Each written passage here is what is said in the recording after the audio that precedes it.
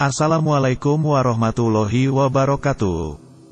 Raja Abraha bertitah kepada pejabat istana, buatlah sebuah bangunan yang sangat indah, sehingga orang-orang Arab tertarik ke sini dan meninggalkan Ka'bah. Sontak, gemparlah tanah Yaman mencari arsitek terbaik untuk membuat bangunan suci yang menandingi kesucian Baitullah. Dalam waktu singkat, jadilah bangunan megah nan indah bernama Al-Qulais. Keinginan menandingi Ka'bah bermula ketika Abraha al-Asram al-Habsyi, penguasa Yaman kala itu, terheran-heran dengan kebiasaan orang Arab berkunjung ke Hijaz setiap tahun. Abraha yang merupakan gubernur perwakilan Abisina di Habasyah, sekarang Ethiopia, merupakan seorang warga asli Afrika beragama Nasrani.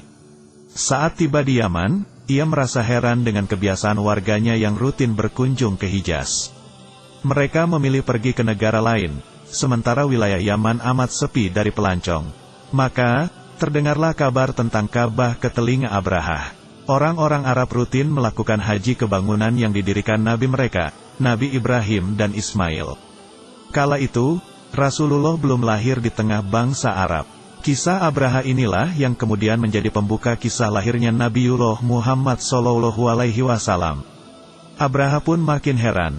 Bangunan macam apakah yang mampu menarik kunjungan seluruh bangsa Arab? Tak mengakui kesucian Ka'bah, Abraha spontan segera berpikir untuk menandinginya. Ia pun memutuskan membuat tempat ibadah yang tak kalah suci, namun jauh lebih megah dari Ka'bah. Jadilah Al-Qulais yang begitu indah. Pintunya terbuat dari emas, lantainya terbuat dari perak, fondasinya terbuat dari kayu cendana. Siapapun yang melihatnya akan takjub dengan kemegahannya. Namun apa yang terjadi? Bangsa Arab tak sedikit pun tertarik dengannya. Semegah apapun bangunan itu, tak ada yang mampu menandingi Ka'bah.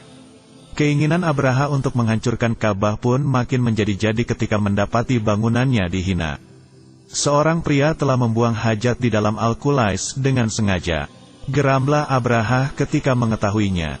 Memuncaklah emosi Abraha. Ia segera melaksanakan rencananya. Dikumpulkanlah sejumlah prajuritnya yang tangkas.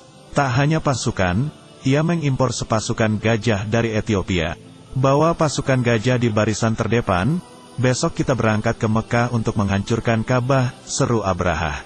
Keesokan hari, ribuan gajah dan bala pasukan pun berangkat dari Yaman menuju Mekah, tanah suci umat Islam. Abraha memimpin sendiri pasukan tersebut. Ia menunggangi gajah yang terbesar di antara pasukan gajah tersebut. Tak lama, tibalah rombongan Abraha di dekat kota Mekah, tepatnya di kawasan Mugamas. Mereka berhenti sejenak, sementara Abraha mengutus seorang utusan untuk menemui penguasa Mekah. Saat itu, pemuka ternama kota Mekah adalah kakek Rasulullah, Abdul Muthalib. Mendengar kabar pasukan di dekat Mekah, Abdul Muthalib menjawab, "Demi Allah, kami tak ingin berperang dan kami tak punya kekuatan untuk melawan kalian. Akan tetapi, jika Abraha ingin menghancurkan Baitullah, lakukan sesuka hati. Namun, aku yakin, Allah tak akan membiarkan rumahnya dihancurkan," ujarnya. Cukup lama pasukan Abraha beristirahat di Mugamas. Meski belum memasuki kota Mekah, mereka telah merampas banyak harta benda kaum Quraisy, termasuk harta milik Abdul Muthalib. Mendengar 200 ekor untanya dirampas pasukan Abraha, Abdul Muthalib pun beranjak menemui Abraha. Kedatangan tamu dari pemuka Mekah, berbangga hatilah Abraha. Ia menyangka Abdul Muthalib cemas, Ka'bah akan dihancurkan oleh pasukan gajahnya. "Apa keperluan Anda hingga datang kemari?" tanya Abraha kepada kakek Rasulullah dengan congkak. Namun, jawaban Abdul Muthalib sangat di luar dugaan Abraha. "Kembalikan 200 ekor unta milikku yang telah dirampas oleh pasukanmu," ujar Abdul Muthalib. Abraha pun terheran, "Mengapa kau lebih mengkhawatirkan untamu? Padahal kami datang ke sini untuk menghancurkan Ka'bah." "Mengapa kau tidak mengkhawatirkan Ka'bah itu saja?" ujarnya. "Unta-unta yang kau rampas itu adalah milikku, sementara Ka'bah merupakan milik Allah. Maka, Allah lah yang akan melindunginya," jawab Abdul Muthalib ringan. Abraha terdiam, namun geram. Dikembalikanlah unta-unta milik Abdul Muthalib. Saat kembali ke Mekah, Abdul Muthalib pun memperingatkan warga kota agar berlindung menyelamatkan diri. "Wahai kaumku, tinggalkanlah Mekah, berlindunglah ke bukit. Sungguh aku melihat pasukan Abraha yang besar dan mustahil kita lawan, seru Abdul Muthalib. Bergegaslah warga Mekah meninggalkan kota. Sementara, Ka'bah tetap berdiri, tak satu pun warga yang melindungi. Ya Allah, kami menyelamatkan diri kami. Maka lindungilah rumahmu ini. Doa Abdul Muthalib di depan Ka'bah sebelum meninggalkan kota. Sementara itu, pasukan Abraha pun bergegas menuju Mekah. Hentakan kaki gajah telah membuat bulu kuduk warga Mekah merinding.